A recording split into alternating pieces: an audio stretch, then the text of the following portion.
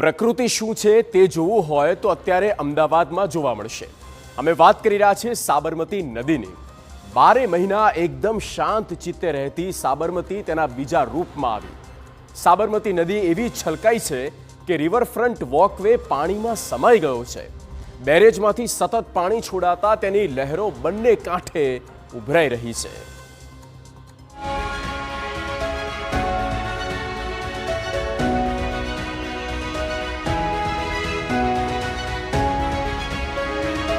અમદાવાદની સુંદરતા તેનું આકર્ષણ હોય તો તે છે રિવરફ્રન્ટ અને રિવરફ્રન્ટના બંને કાંઠે વહેતું સાબરમતીનું વહેણ।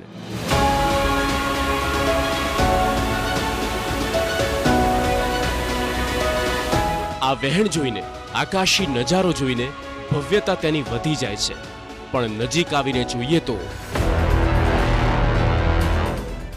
આજ સાબરમતી ડરામણી લાગી રહી છે।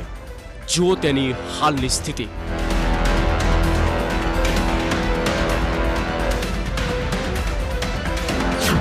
છલકાઈ સાબરમતી નદી, રિવરફ્રન્ટ વોકવે પાણીમાં। ભારે વરસાદ આવે તો સ્થિતિ બગડી શકે। ભારે વરસાદને કારણે આ અદ્ભુત નજારો બન્યો છે। ધરોઈ ડેમમાં વરસાદી પાણીની ભરપૂર આવક થતા રૂલ લેવલ જાળવવા માટે સાબરમતી નદીમાં પાણી છોડવામાં આવ્યું છે।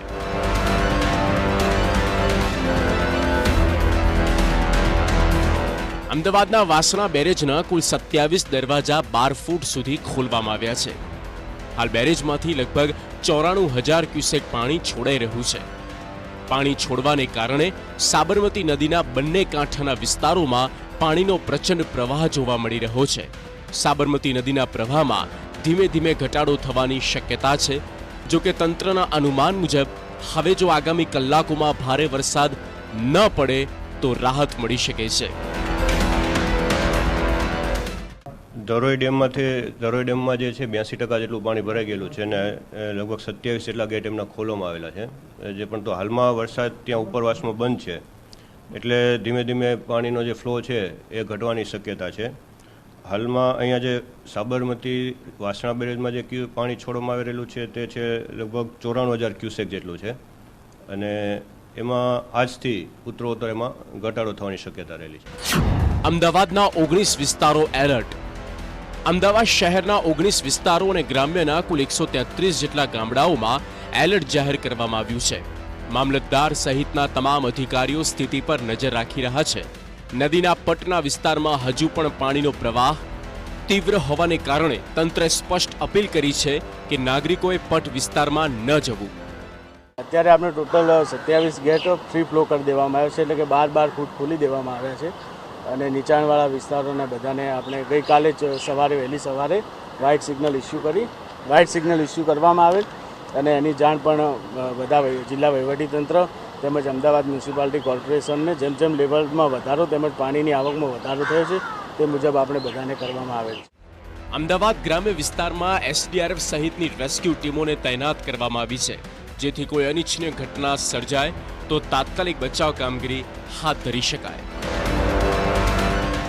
સુભાષ બ્રિજ આસપાસના વિસ્તારોના કે જ્યાં આગળ મહેસાણા ધરોઈ અને ત્યાંથી છોડવામાં આવેલું પાણી જે સંત સરોવરમાં આવે છે અને સંત સરોવરમાંથી છોડવામાં આવેલું પાણી આપ જે દ્રશ્ય જોઈ રહ્યા છો તે મારફતે અમદાવાદ શહેરની મધ્યમાંથી પસાર થાય છે અને અહીંથી આગળ થઈને વાસણા બેરેજ તરફ જાય છે અને વાસણા બેરેજમાંથી પાણી છોડવામાં આવે છે ત્યારે આગળની તરફ ગામોમાં જઈને ખંભાતના અખાતમાં ભળી જાય છે। હવે જોઈએ કે અમદાવાદના કયા કયા વિસ્તારોમાં એલર્ટ અપાયું છે। ગોપાલપુર, જૂના વાડજ, નવા વાડજ, સુભાષ બ્રિજ વિસ્તાર, Dudheshwar, Madhupura, Shahpur, Ellis bridge police station વિસ્તાર, પાલડી, જમાલપુર, રાયખડ, કોચરબ, કામા હોટલ વિસ્તાર, સાબરમતી પાવર હાઉસ, સરખેજ, ગ્યાસપુર, પીરાણા, પીપળજ, શાહવાડી આ તમામ વિસ્તારોમાં તંત્ર દ્વારા ખાસ ધ્યાન રાખવામાં આવી રહ્યું છે। પાણી પુરવઠા પ્રધાનનું નિરીક્ષણ। ધરોઈ ડેમમાંથી પાણીની આવકમાં ઘટાડો।